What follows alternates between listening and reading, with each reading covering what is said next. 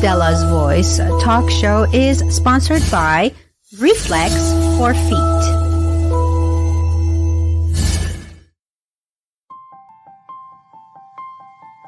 What makes live shows so special is that interaction between the viewer and the host and the guest, whether it's through the chat or the live phone calls. This connection is created because people are allowed to share their experiences, their feelings, their thoughts. And this makes for a beautiful dynamic of energy that's connecting people in so many different ways. And that's how we learn. That's the best way we can help one another, is by connecting at such deep levels. This is Dela Fotoohi, the host of Dela's Voice, hoping to spark your soul.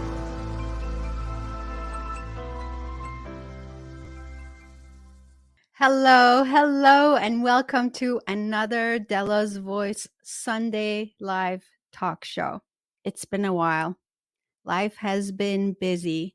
A lot of changes have happened.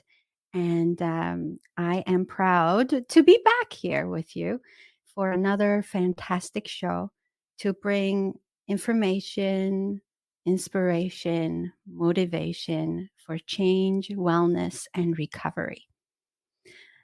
I want to take a second and ask you to pat yourself on the back for being so committed to your wellness and for wanting to learn more.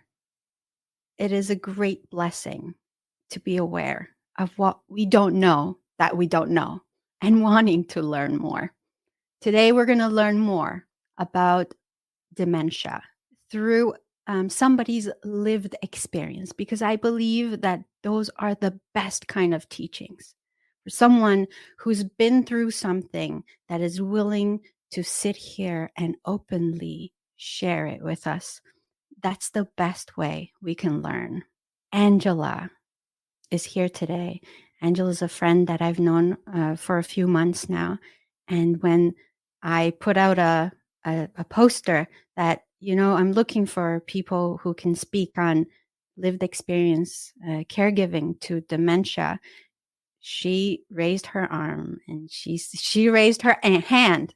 How do you say that? Raised her arm or raised her hand? Anyways, she volunteered and she said she could talk about that. And I'm so fortunate to have her on the show today.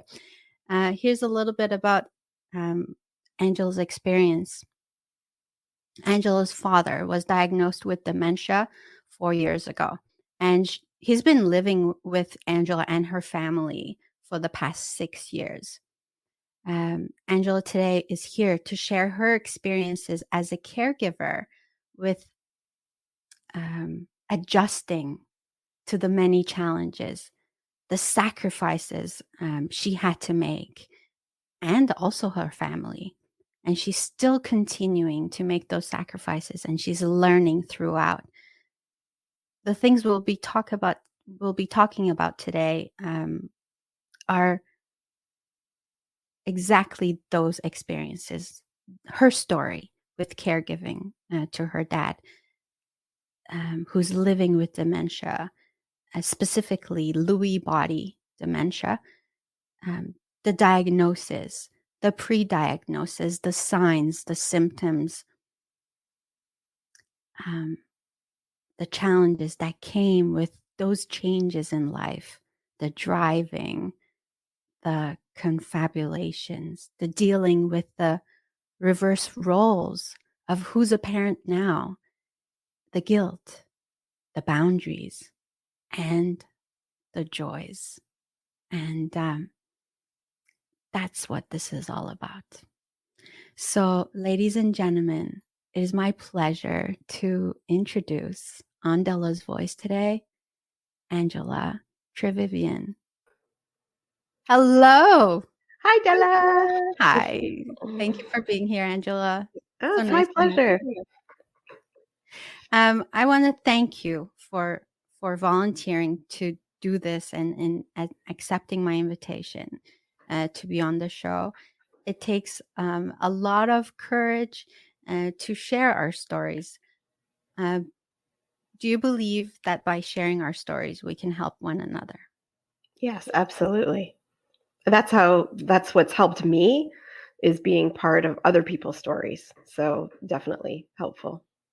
I'm so glad you're here today because we're going to talk about this and we're going to learn so much from you. But first of all, I want to take a moment and say hello to our viewers who are with us. And I want to ask you, our viewer, to please share this talk with someone who you think might benefit from this, someone who's also caregiving to a parent. And who knows? Sometimes the help we need, the inspiration we need can come from the least likely places. And so by you sharing this, you might help someone today. Some of our viewers who are here today have left us messages. I want to make sure I say hello to them all. It's so nice to have you back here with me. I mean, I've been gone for a while, so I'm just coming back after a bit of an absence. So here we go. We're going to get started. I'm going to put this banner up so that people can see what we're talking about as they're coming on. And I also want to say thank you to Reflexforfeet for sponsoring today's show. And throughout the show, we'll be taking phone calls, and I'll be posting that phone number very soon when it's time to call. So, Angela, let's get started. Okay, sounds All good. right. Okay. So, first of all, can you tell us a little bit about you and the type of family dynamics you have? Um, I know you have kids and you have a busy family life. So, tell us a little bit about that and how was it that your dad started living with you? Okay, so yes, I'm married. It's a uh, second marriage for us. I have one daughter. My husband has three children. We've been together for almost 20 years. So the kids were quite small. So four kids. It was very busy. So they're all grown now and doing their own things, finishing up university, finished university, that kind of thing. So it's just my husband and I. And then a few years ago, my parents decided to split up. And so my dad came to live with us. We have this great, really nice two-bedroom apartment over the top of our garage. And yeah, so he came to be staying with us. So we went from looking after kids to looking after parents. Yes. Yeah, yeah. And then so obviously like you had to pivot some things around, you had to make some changes to adjust to living with your dad again. Yes. I mean, that can't be easy because No. Carl, he's always forever a dad, right? Yeah. Well, and there's like we did have to so when he first moved in, obviously 6 years ago, so the kids were still here. So we had to sort of say this side is ours, and if you want to come over, you have to knock or yell hello, and you're not to go upstairs because one time he thought one of the kids was out, and he went and knocked on one of the girls' doors. Granddad, get out! So we had to roll everything back and sort of make sure everybody understood their boundaries. But it's worked out though for Man, that. Yeah. that word boundaries, Angela, if we could learn to set boundaries from get-go, I mean, our Hmm. lives could be so much easier, couldn't they? Yeah. Oh, for sure. And the thing is, a lot of stuff though is that you don't know you don't know what you don't know, right? So you don't know you may need a boundary here or here, right? Mhm, mhm. Well, I mean, growing up, I nobody ever taught me to set boundaries, honestly. It wasn't part of the school curriculum, Hmm. boundary setting. That would That's have been right. nice. Yeah, yeah. And not being afraid to sort of say where your comfort begins and ends, right? We tend to like want to be polite and nice and, you know. Sure. So your dad starts living with you, Hmm. and then couple of years later is when he was diagnosed with dementia. hmm So when he first started living with us, um, we started noticing like little things, some forgetfulness, some sort of strange storytelling, and a shuffling gait. So when he would walk, he would shuffle his feet and not move his arms very much when he walked. So, of course, you put a lot of that down to like, well, he's older and maybe it's age related memory loss. And so, and my dad was always an intelligent person. So I think they have very good coping strategies and covering strategies.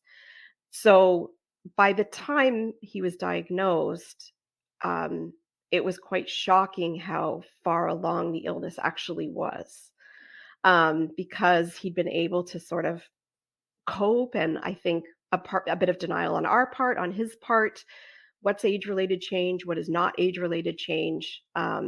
So when I look back now, even after I've read a lot about it and listened to podcasts and different things, I think his symptoms probably started about 8 years ago. Mhm. Um, so yeah, so I would say if anybody has an older parent that you're even a little bit maybe like about, I think it's well worth your effort to get tested because the original test is really easy. It's just a mini mental exam in the doctor's office. But a lot of people, I think they don't want to know. They don't know how easy it is, and their And parents are denial, lucky. right? And denial, right? And like I said, and just not knowing, like, what is age-related change? Like, Mm. everybody forgets something sometimes, right? Like, Mm, I've forgotten my keys, I've forgotten an appointment, mhm. right? But that's when you realize what a dementia patient is like, it's very, very different. So Forgetfulness. what is it like the if I were to say, okay, if I forget this is okay, but when do I get worried? So it's when you can't, um, it's when you're forgetting like all the time and things that would really come easily to you. So with my dad, for example, he loves to drive. Loves to drive. It's like his happy place. He likes to just go for a drive, look around, right? He recently got a new car and there's a whole driving story. He is allowed to drive right now. There's a whole story there. Um, but so he recently got a new car. Well, he can't remember how to start it some days. Mm. He can't figure out the dashboard anymore, right? Now, myself, I might get a new car and a couple times be like, "Oh, how do I fix the radio again? Oh, how do I change the 24-hour clock, right? When it's daylight savings, I got to get the book out again." But he'll forget the same thing every day. So Mm. he's not really learning anything new is where I find the dementia comes in. Yeah. Ah, so, what else? What else did you notice? Something called aphasia. So aphasia is the inability to find words. So, and that is prevalent as you get older as well. But usually you eventually come up with the word, right? So I went to that big place, Green Park, right? Um, he will be big place, green, we went there, right? So he'll never come up with the word, or he might come up with the wrong word, right? Something close, but not quite the same. Um, so that's a big one. So the word finding is very Mhm. prevalent, I find. Yeah. Mhm. Um, what about things like cooking and things like that? Like things that are um, probably less demanding of the mind, but more of a skill. Yeah. So you tend to keep old parts of your memory at the beginning of your dementia journey. So anything sort of like before 20 years ago is in there not bad. So dad has no problem getting himself cereal in the morning. He can write a grocery list, right? And go to the store. He can make lunch. He does tend to make the same thing every day. But he can do that because that's still old skills. You've been making breakfast your whole life, right? Mhm. He can make himself a cup of tea. He's been making that his whole life. Mhm. If I came in and said, "Oh, Dad, can you throw together a salad?" That would probably throw him off. That's not something he would normally do. Mhm. He wouldn't know where to start. Mhm. Mhm. Yeah. Um, so let me just have a look at the comment section just to make sure everybody's okay here. Um, when hmm, I think Majon also has some experience with dementia. She's put a comment that when they don't know if it's day or night. Is that Mm. something that you've noticed? Um, we have not got there yet. We do have a lot of confusion around what day it actually is. Um, and um, and maybe what time it is. And also like, did I already get the mail today? Right. So we may not remember the morning by the time the evening comes. Mhm. But no, I haven't experienced the mixing up though. Mhm, mhm. I guess, this is where the different types of dementia, and maybe we should talk about that a little bit. I know that you have done a lot of research, and so can you tell us a little bit about, the different types of dementia? Yeah, so dementia is really like an umbrella term for several different types of dementia. So there's vascular dementia, which is when there's like hardening of the arteries and you're having like little mini strokes all the time. And each time you have one of those mini strokes that may be indetectable, not necessarily with the drooping face or anything like that, that takes out that piece of the brain, right? So for vascular dementia, it can happen anywhere in the brain, so you don't know what is going to be affected. So a lot of if you had a history of smoking, diabetes, high cholesterol, much greater risk for vascular dementia. Then there's Parkinsonian dementia. So people that have Parkinson's develop a typical type of dementia with the Parkinson's. And then the Parkinsonian features are often in other types of dementia as well, especially in Lewy body. So there's also Alzheimer dementia, which is the most common dementia. Mm, Um, and then lastly, there's Lewy body dementia. And the hallmark of Lewy body dementia is fluctuations. So Alzheimer's tends to be a slow, gradual decline over time. Lewy body is one day, you might not think anything's wrong, the next day it's terrible. So the fluctuations are definitely the hallmark of that. Also, Lewy body does share some characteristics with the Parkinson's dementia in the shuffling gait, so that shuffling feet, and the not moving your arms as much when you walk. And it's interesting, Lewy body dementia is actually the second most prevalent dementia, but you think like most people haven't heard of it. But in the US, 5.8 million Americans presently have Alzheimer dementia. 1.4 million have Lewy body. So even though it's second, it's still a big difference between yeah. Alzheimer's and Lewy body Yeah. dementia. Yeah. And since you're mentioning that, I have to say that, you know what? I mean, we say somebody has Alzheimer's and then somebody has dementia.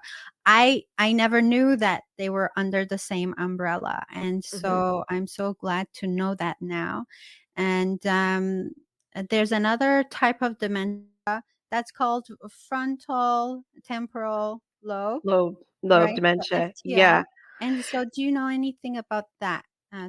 A little bit. It's similar to more of like the Alzheimer, Lewy body type of dementia, but it does just affect that one area of the brain, which is the area of the brain a lot to do with your executive functioning, so ability to plan, be logical, um, uh, and do things in an orderly manner or organize things into an orderly manner.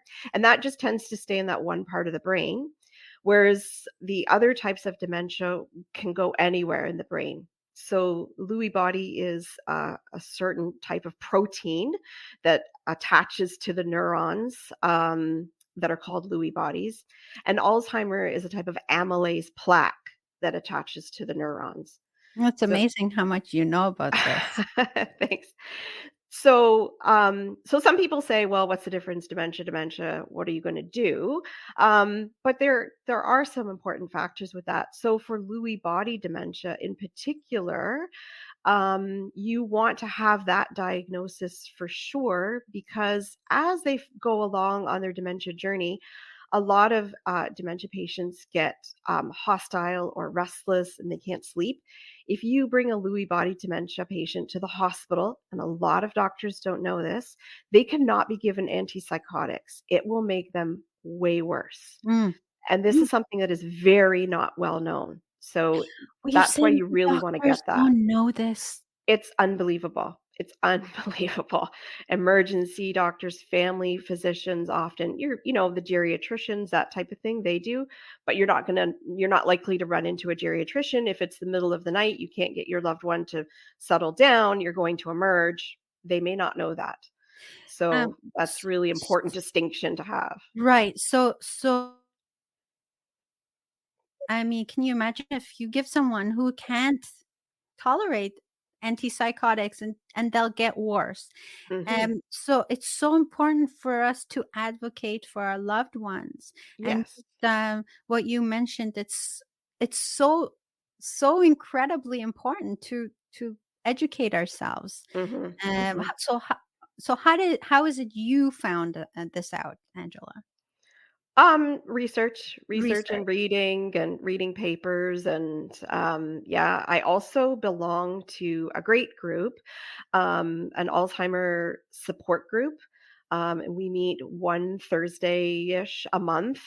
So I learn a lot from them and their lived experience. And I also took a caregiver's course through the Alzheimer's Society, which was immensely educational and helpful as well. So I wanted to have as many tools in my toolbox as I can.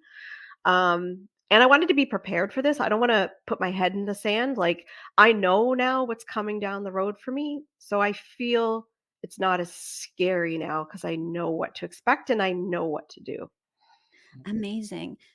Okay, so I want to go back to when you noticed that your dad was going through these changes. How did you get him to say, "Okay, let's go for testing"? Because I would think that's a part of this whole experience is the denial and not wanting to admit that there's a problem, and people often get stuck there. Hmm. So for us, he had a little bit of a funny episode where he had some like garbled speech for a few seconds, and it Frozen. scared us. Oh, okay. Oh, I know. Yeah, okay.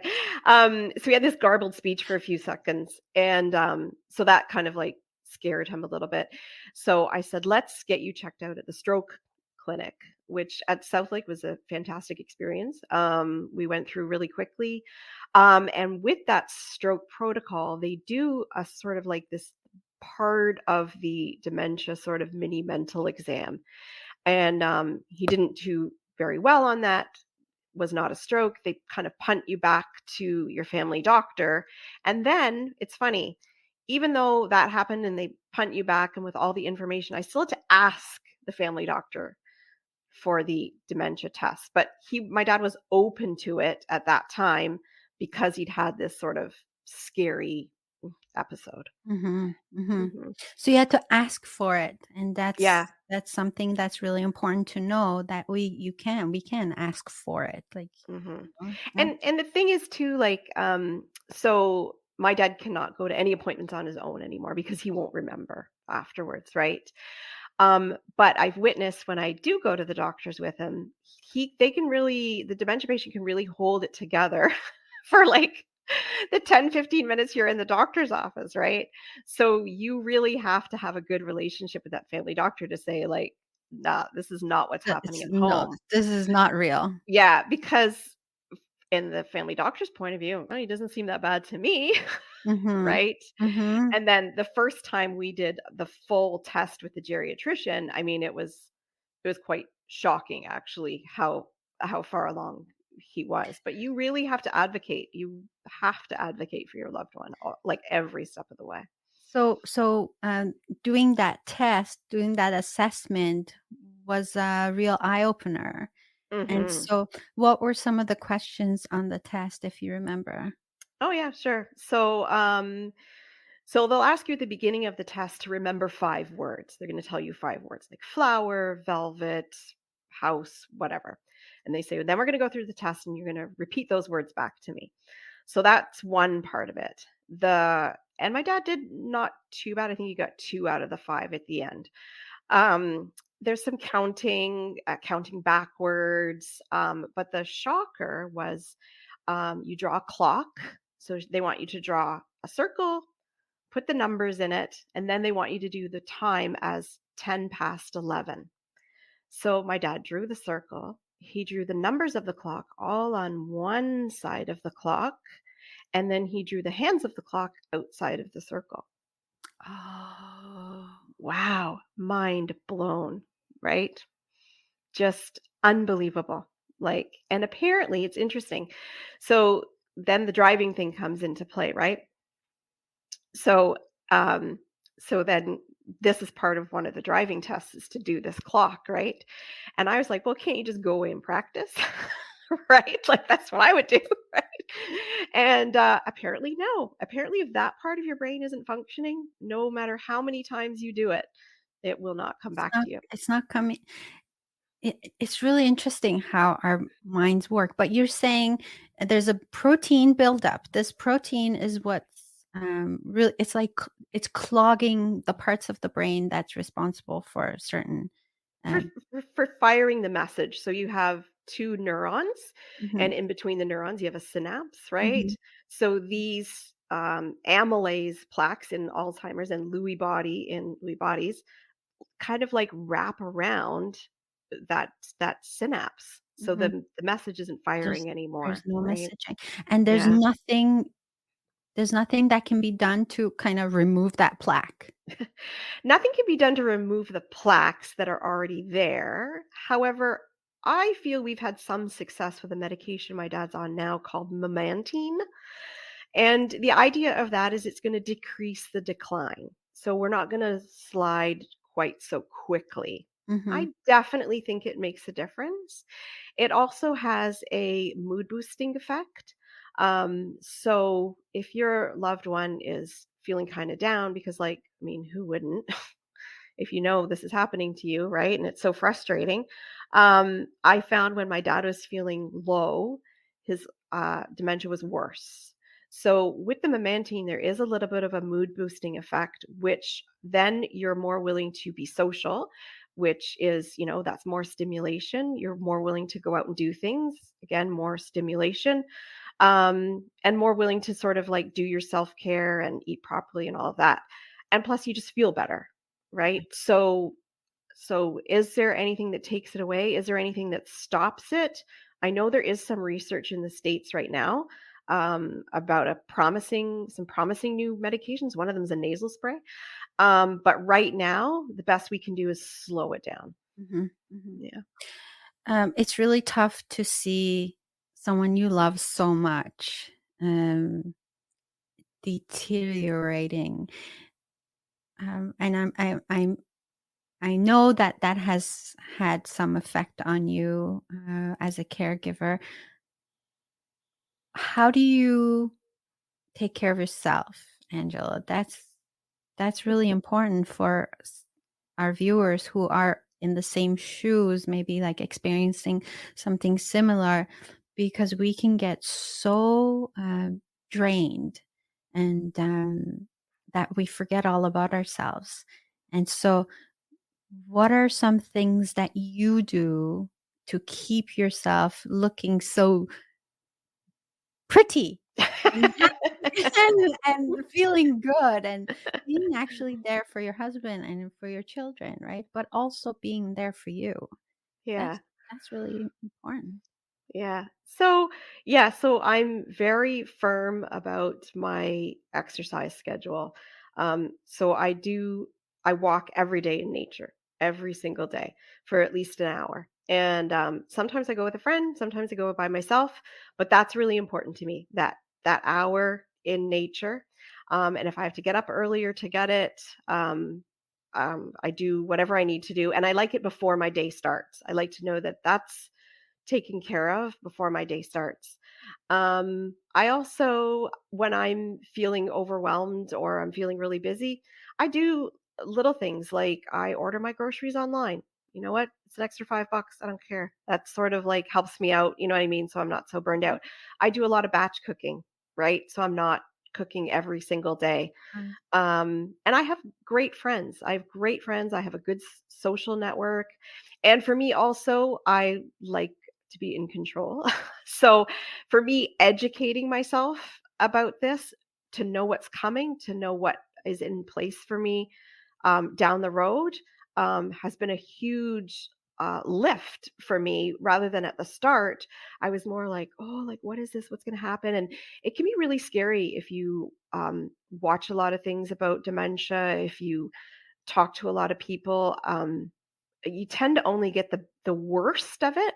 mm. And day to day, it's for me right now, and I know it's going to change. It's not that bad, and I try to remember that. It's not that bad right now. So.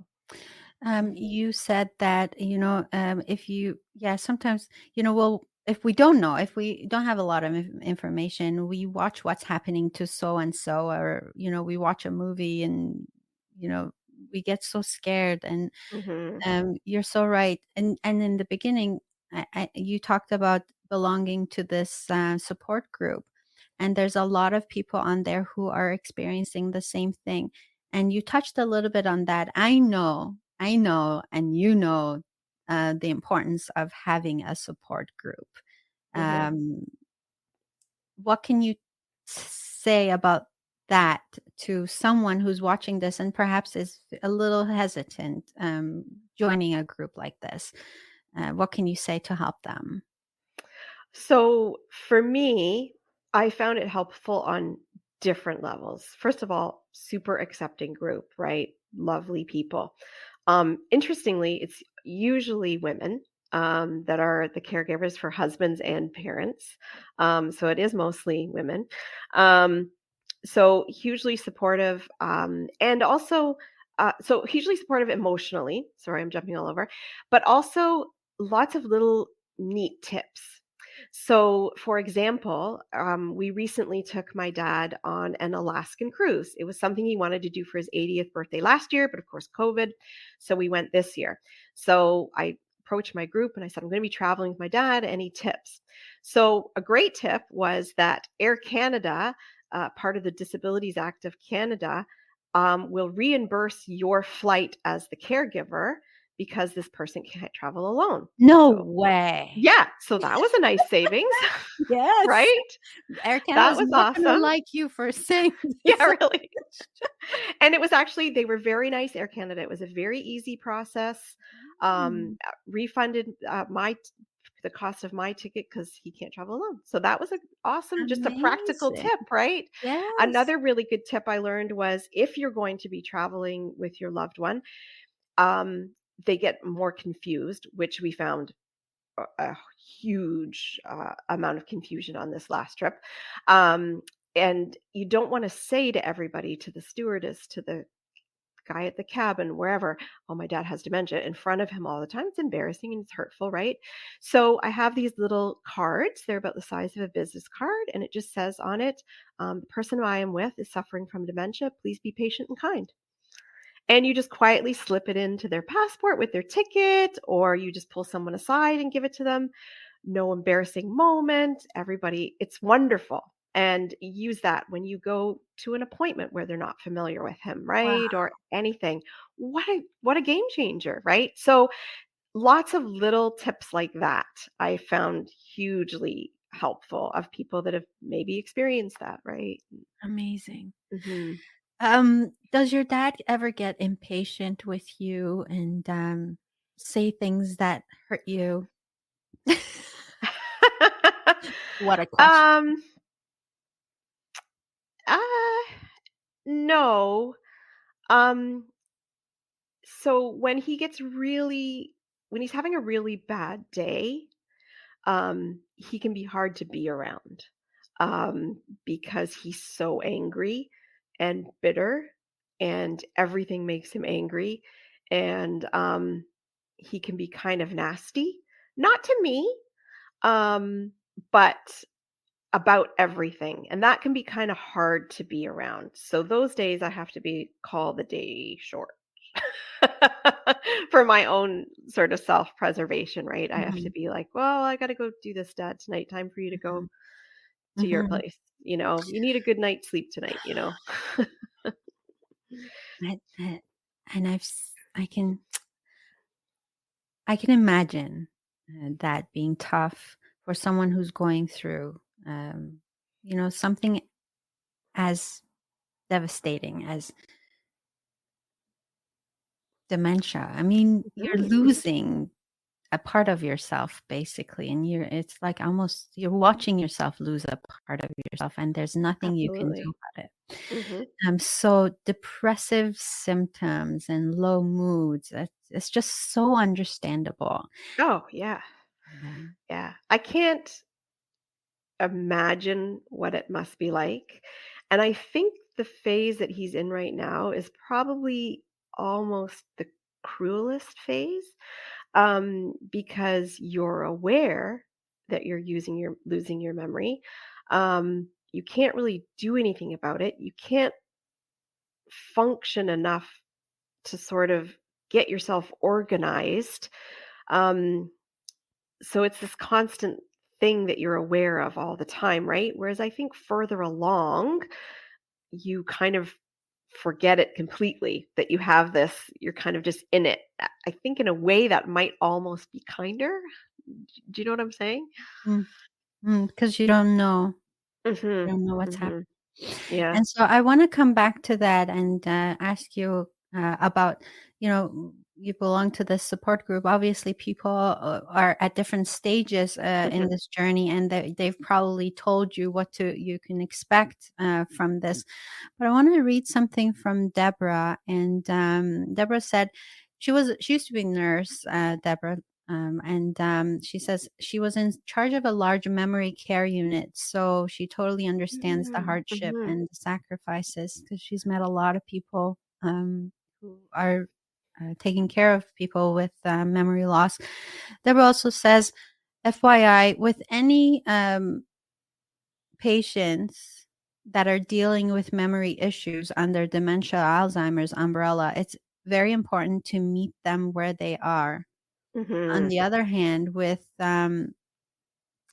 TBI patients, Traumatic brain injury. thank you. Thank you, Angela. I don't know what she's giving me these, abbreviations that she thinks I should know, but I obviously my guest knows. On the other hand, with, you said traumatic brain injury, Mhm. patient, we want to bring them into present place, day and Yes. time. Yes, I know exactly what she's saying there. Um, at first, we would try to say, "Correct my dad," or, um, I thought he could learn, say, so if he was trying to word find and maybe was saying, "What's that thing? What's that thing?" And let's say it was a fork, and I'd say, "Well, come over to the drawer, look at the drawer, like, what is this?" You know what I mean? And try to, like, I thought I was helping him to improve his memory, Like you were trying to stimulate him. right? But no, you meet them where they are. Tell him fork. It's just frustrating for him. You know what I mean? Don't give him that frustration, right? Mhm. Um, he wants to tell stories that sometimes are completely not true, or a confabulation, which is different than a hallucination or a delusion, Oh, yeah, I wanna hear about right? that too. um, Yeah. and um, and you just go along with it. At first, I would sort of challenge it a little bit, or question it, or uh, that type of thing, you know what I mean? But now I don't. Now I go along with it. And exactly, I meet him where he's at.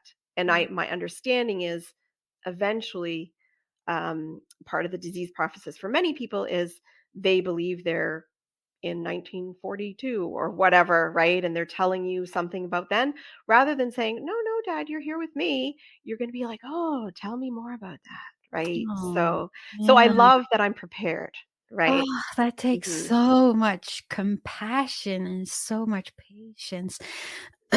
And, that makes total sense to me, because with, traumatic brain injury, like, people who have had strokes and, they're trying to get better. Right. They're gonna get better, right? So, Mhm. yes, that Mhm. kind of a stimulation will help them.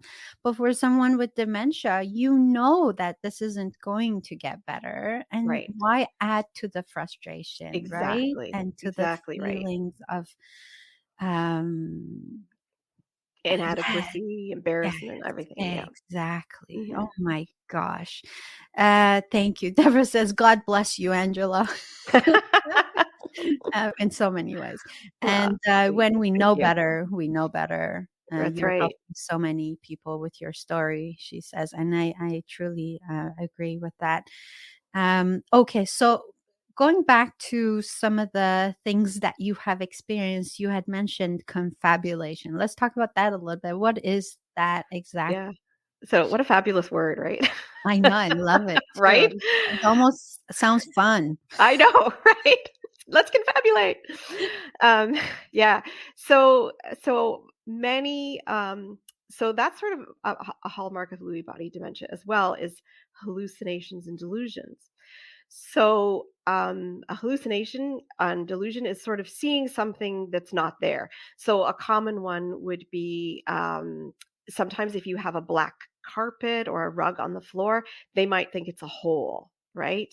Or they might think there's snakes on the carpet if it's patterned. So, that would be kind of a hallucination.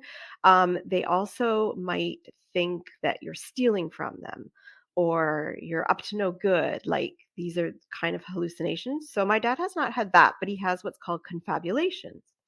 So that's when you take a little bit of a story and you just take it out of all context.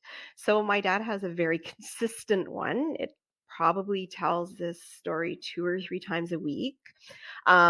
So he's driving and someone's speeding past him and the police are there and the police pull my dad over and they pull the driver over and they get my dad and the driver out of the car and they tell my dad what a good driver and what a good citizen he is and why doesn't he come over and tell this driver how dangerous it is to drive like that and he should drive like you and like carry on good citizen right and that they throw the book at this speeder and all this. So what I've learned through my support group is probably he saw someone speeding, he might have even seen the police, right?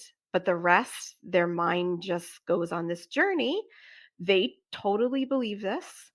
And there's like that same story, slight variations on it, but basically the same story. And yeah, 2 or 3 times a week. And so now I And just know, I just kind of go, oh wow, oh my goodness, aren't people irresponsible to speed? And that's how we handle it now. I That's wanna know the what you did confabulation. the very first time you heard that story. What did you think?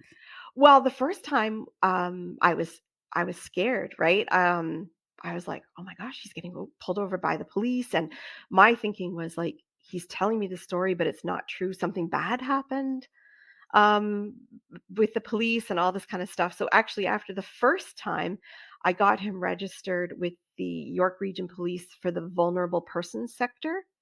So that way, if he is pulled over and something happens, they pull him up, they know to call me, Okay, right? so And here's another tip, another tip, yes. another tip, and you don't need that person's consent to do No, this? no. You go to the York Police website. It's there how to look after a vulnerable person. You send in your picture, you fill out a form, their description, what they answer to, where they should be, where and for them to call you. So that's what I did after that because I thought if he is getting pulled over, Mhm, because driving is a big issue, right? mhm, Then at least that I know that they will call me, right? mhm, mhm. Yeah. Any concerns about his driving? So definitely, my biggest concern is he's going to get mixed up and like run a red light when he thinks it's green, that kind of thing. So this is another thing where you have to advocate. So nobody wants to touch the driving. The geriatrician doesn't want to be the mean guy that takes his license. The family doctor doesn't want to be the mean guy that takes their license. So, dad, of course, I feel would probably go downhill faster if he didn't have this little bit of independence.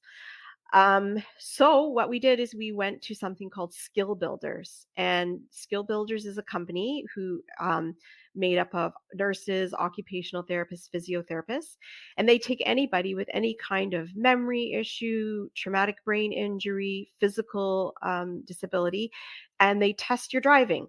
And they test your speed time, your reaction time, how well you're understanding the traffic.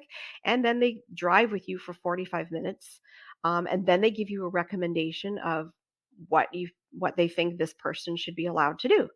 So rather than just somebody taking his license, my dad is allowed to keep his car, but he's allowed to drive around Newmarket and Aurora only. No highways, no night driving, Mhm, and that kind of thing. So that was like the perfect mix, right? mhm, mhm, Um, mhm, so that's another thing you kind of now you have to pay for that out of your own pocket, but for me, totally worth it, mhm. right? Okay.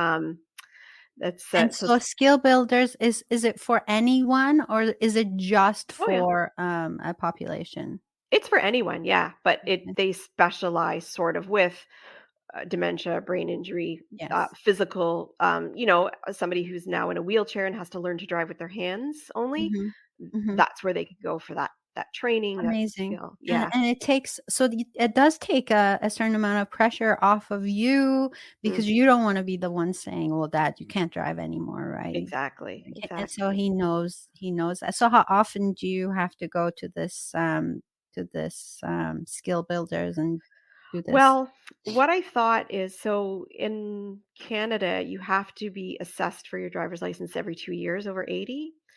So, um with COVID, he kind of got a free 2 years. So when he turns 82, they will retest him at that time, and I'll see where we're at then. Mhm. But for driving just around town and all that, he's good. He's a very slow, careful driver, so um, pretty good, I think, so far. Good, Yeah, and yeah, I can imagine what a devastation that would be for someone to lose that independence. yeah, Yeah, yeah. it's very hard. Hmm. Um, you talked about, um, some sacrifices that you've had to make, Hmm. and I can only imagine. W what would you say, like, some of the top sacrifices you have to make on a daily basis to take care of your um, So my dad comes for dinner every night, right? So, like I said, we went from having kids for dinner every night to now having a parent at dinner every night. So it is a sacrifice on my marriage, right? Like it's different than just being the two of us at this yeah. time of our life, right? We're in our 50s. And so that's definitely a sacrifice.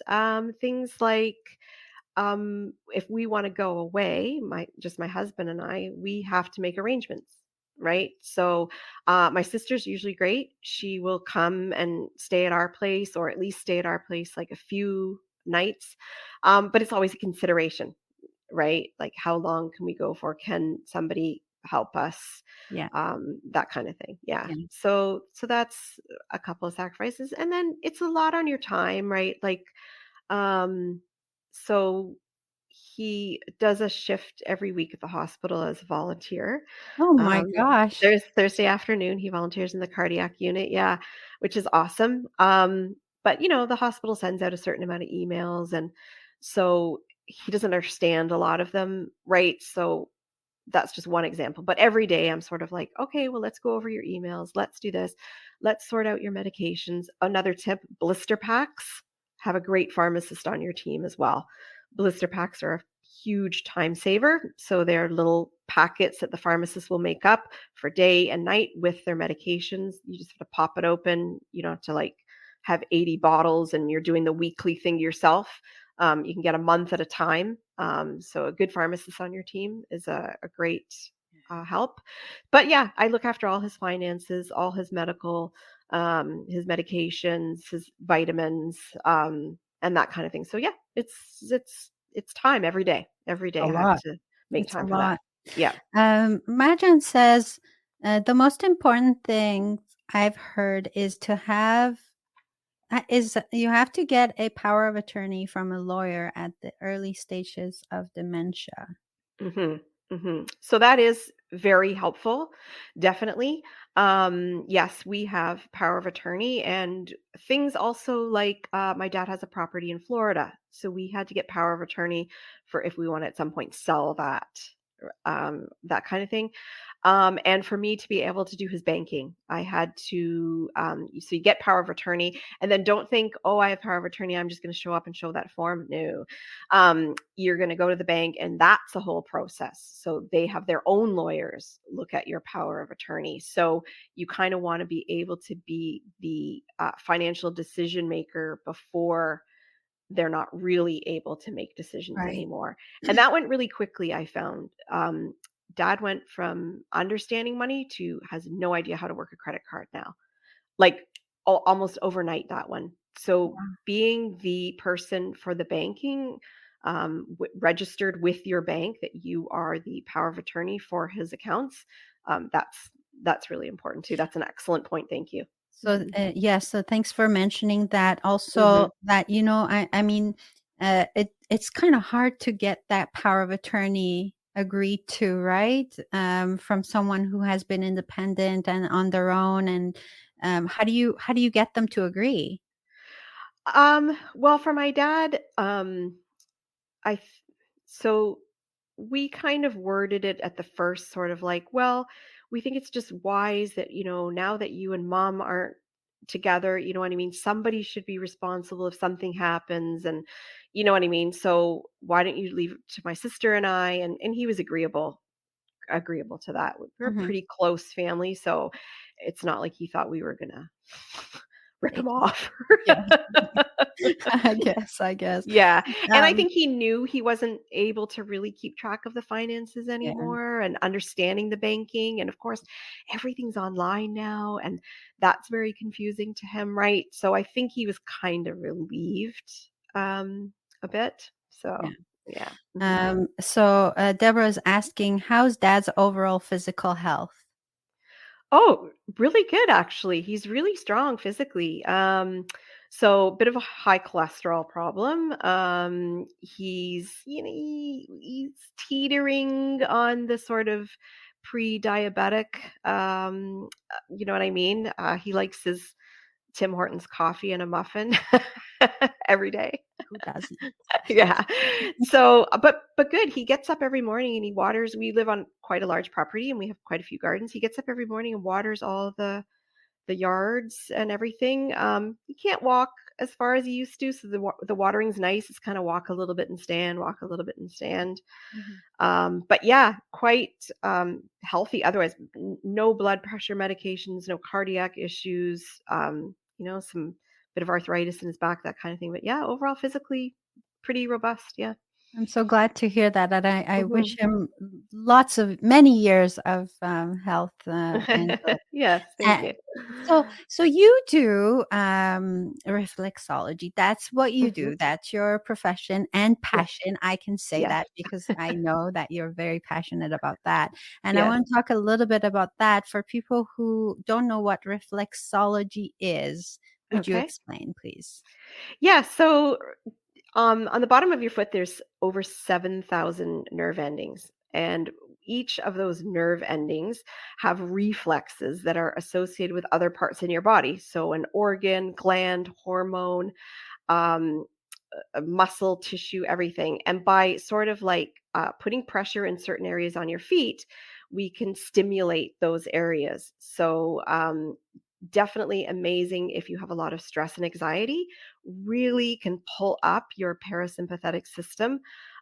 We, especially in southwestern Ontario, tend to live in our autonomic system. So, like cat on a screen, right? Right. And we forget how to tap into that parasympathetic system. Regular reflexology treatments will really remind your body, like, oh, yeah, I like this place. This is good. And then you have tips to like help you fall asleep better, to just get into that like calming way a lot faster than you can do when you're in this like, oh, stressed, busy type of environment.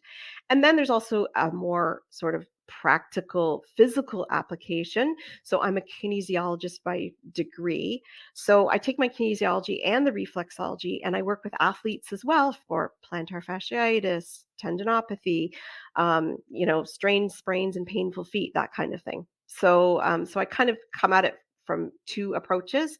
So a really relaxation, detoxification, improving circulation, just get you back to homeostasis. And then also I have sort of a more practical a side of my practice where I'm also giving you exercises to take home and that kind of thing. Yeah. That's so cool. Yeah. The way I envision it is like this: all these nerve endings at the bottom of your feet, right? And you're a Mhm. reflexologist, and so you're like that computer resetter. You take you take the Yeah. foot. So imagine like that's a control switchboard of your entire body, and you. So once you go to see a reflexologist, they get to reset and reboot and kind of Yes. Yes. yeah, Oh, that it's so good. And the first time, so I used to do triathlons and my feet always hurt. And I had plantar fasciitis for years. And I tried orthotics and shockwave therapy and chiropractic. Like I ran the gamut. And I worked at the hospital. I was a vascular ultrasound tech at the hospital. And somebody said to me, "Why don't you try reflexology?" And I said, "That sounds like a made up word." It's like you can't just put ology at the end of something and it's a thing, right? And they're like, "What have you got to lose?" And I'm like, "You know what? You're right." So I went. My plantar fasciitis is gone. Not immediately. It took a while. You know what I mean? And now I go every month religiously. I feel like I sleep better. I feel better. Like I am totally a believer. I love it. And I retired from healthcare for working in ultrasound for over 20 years, and went back, took my certification for this, and I've been doing it for almost 3 years now. I love it. I you love love it. I it. can tell you love it. Yeah, I And love being back hands-on patient care because I went and got my master's for a while and I drifted into management. Not for me. I like being with my patients. I like yeah, being with people. you Yeah. like healing people, don't Yes. you? Yes. Yeah. Yes. Deborah Definitely. says, "Does it help also with nerve pain post-surgery?" Yes, absolutely. So, definitely reflexology, and it can be either on the face or the feet, and will help nerve pain by increasing your endorphins, your serotonin, and pain receptors. Yes, absolutely. Hmm. Perfect. Look at that. Um, so if someone wants to get in touch with you, Angela, whether it's to book a consultation with you or an appointment with you, where's the best place they can go to? So the best place is probably, if you want to book an appointment with me, is our website, which is www.newmarketnaturopath.com, and you just click on reflexology and my calendar will come up. I also, if you want to learn more about reflexology, I have a Facebook page and an Instagram page. Both are at reflexforfeet, all one word. Lots of information through there. I put up all the time videos. I put silly ones up on Instagram too, just for fun. And but there's a lot of information on there as well. So that's www.newmarketnaturopath.com. That's it. Perfect. Yep. Yeah, okay. And then your Instagram and Facebook handle are just scrolling at the bottom at reflex for feet. That's not a Yes. made up word. Reflex for feet with Angela Trevivian. Angela, thank you so much for being on here today. I wonder if you can give us some finishing thoughts about this, what we talked about today. Um, so I would say try not to look so far into the future with your dementia and that journey. I would say take one day at a time. And I know that seems like really simple advice, but it really is true. Especially with Body dementia, you cannot predict what is going to be the next day. Um, so all your planning and all your planning ahead could be totally wrong for what's going to happen the next day. So I really take everything one day at a time. Like that is my best advice, and just love them and care for them and be respectful and just and listen and let them talk and just just nod and smile and just be kind. That's it. Hmm. One day at a time. I like that. One day at a time. Hmm. Deborah says, "Be present in the present." Exactly, I love that, thank you, yes, exactly. Hmm. That helps with so much too, right? Right? Yes. And I think when you're younger, you have a little bit of trouble with that, right? You're like, ah, but I'd say something with getting older that is a gift is that ability to slow down and be in the present more. That is something I did not have when I was younger that I'm getting much better at and more appreciative of as I get older. Hmm. Angela, you're a gift. Thank you so much Thank for you. sharing your story on here. You've helped so many people, and I'm sure many more will benefit from watching this show. You've given us so much gold, and I want to thank you for that. Oh, thank you. I want to wish you the very best in your endeavors, and I wonder if you would come back and talk about parasympathetic and the sympathetic nervous Yeah, system and absolutely. how Yes, that definitely. I would plays. love to. Yeah, Yes. that would be awesome. So to help Yeah. us in combating some of the stress that we Yeah, go through, right? So absolutely. yeah, thank you so much. For everyone who's watched this show, please reach out to Angela at www.newmarketnaturopath.com, or you can visit her site on Facebook and Instagram at reflexforfeet. And if you have any questions, drop a line here under the show, and I'll be sure to get you the answer you need. If there's any specific topic you want to speak on or you want to hear on, let me know and I'll find the right person who can bring it to us. So, thank you again, Angela, for Well, giving thank us you. the This was time and for a pleasure. everyone. Yeah. And Yeah. is there anything else you'd like to add, Angela? Oh, no, just I really enjoyed it. Thank you. It's my first time doing something like this. This was Well, a lot of fun. You made it easy. oh, thank you. It's not gonna be your last time. I promise you. You're so good at this. Pretty soon Angela's gonna call me Della. I'm starting my own show. You'd be really good at it. It's awesome. Thank you Uh, so much for being on uh, here. And thank you everybody who's watched this show. So happy to be back on here with you. I wish you the very best Sunday and enjoy. Happy 4th of July to our American neighbors and stay safe, everyone. God bless. Bye, Oh, thank you. Angela. Thank you so much. Thank you. Bye. Bye.